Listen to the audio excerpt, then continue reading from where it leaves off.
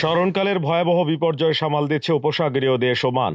তীব্র শিলাবৃষ্টির সাথে ভারী বর্ষণের কারণে জলে নিমজ্জিত হয়েছে দেশটির ওয়াদি ও নিম্নাঞ্চলগুলো। তলিয়ে গেছে রাস্তাঘাট, পানি উঠছে দোকান আর বাসাবাড়িতেও। সোমবার আল রুস্তাক প্রদেশের ওয়াদি বানিতে 3 শিশু স্রোতে ভেসে যাওয়ার পর 3 জনেরই মরদেহ উদ্ধার করা হয়েছে। এছাড়া ইয়াঙ্কুল প্রদেশের একটি ওয়াদিতে ভেসে যাওয়া গাড়ি থেকে 6 জন এবং ইব্রির অপর একটি ওয়াদি থেকে একই পরিবারের 7 জনকে উদ্ধার করেছে সিভিল ডিফেন্সের রেস্কিউ টিম। বন্যায় ভয়াবহ পরিস্থিতি তৈরি হয়েছে অন্যান্য অঞ্চলেও। বুরাইমি, সোহার, আল ইস্কির কয়েকটি এলাকার অংশবিশেষ পানিতে ডুবে গেছে। বজ্রবিদ্যুৎ আর বিরল শিলাবৃষ্টিতে কাবু হয়েছে মুসান্দাম, মাস্কাট, সাহাম, বাতিনা সহ ওমানের বেশিরভাগ অঞ্চল। বুরাইমির কোথাও কোথাও শিলার স্তূপ পর্যন্ত দেখা গেছে। ভারী বর্ষণে ওয়াদিতে বেড়েছে পানি প্রবাহের চাপ। নিচু এলাকার রাস্তাঘাট বন্যায় তলিয়ে যাওয়ায় যান চলাচল স্থবির হয়ে পড়েছে।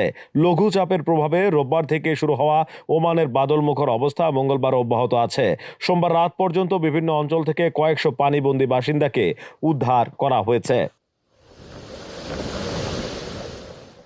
এদিকে শিক্ষার্থীদের নিরাপত্তা বিবেচনায় মঙ্গলবারও ধোফার এবং আল ওস্তা ব্যতীত অন্য অঞ্চলগুলোর শিক্ষা প্রতিষ্ঠান বন্ধ রাখা হয়েছে। এছাড়া মাসকাটে বাস চলাচল স্থগিত রেখেছে রাষ্ট্রীয় পরিবহন সংস্থা মোয়াসালাত।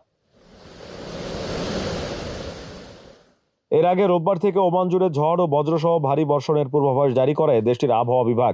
National multi Hazard early warning সেন্টারের তথ্য মতে লঘু চাপের কারণে অর্থাৎ বুধবার পর্যন্ত এই বৈরী আবহাওয়া স্থায়ী হবে।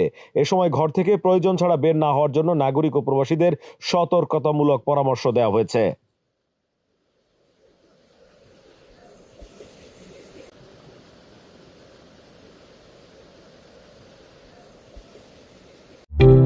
সাশ্রয়ী খরচ ও সহজে হেলিকপ্টার, এয়ার অ্যাম্বুলেন্স ও প্রাইভেট জেট বিমান ভাড়া দিচ্ছে প্রবাসীর হেলিকপ্টার।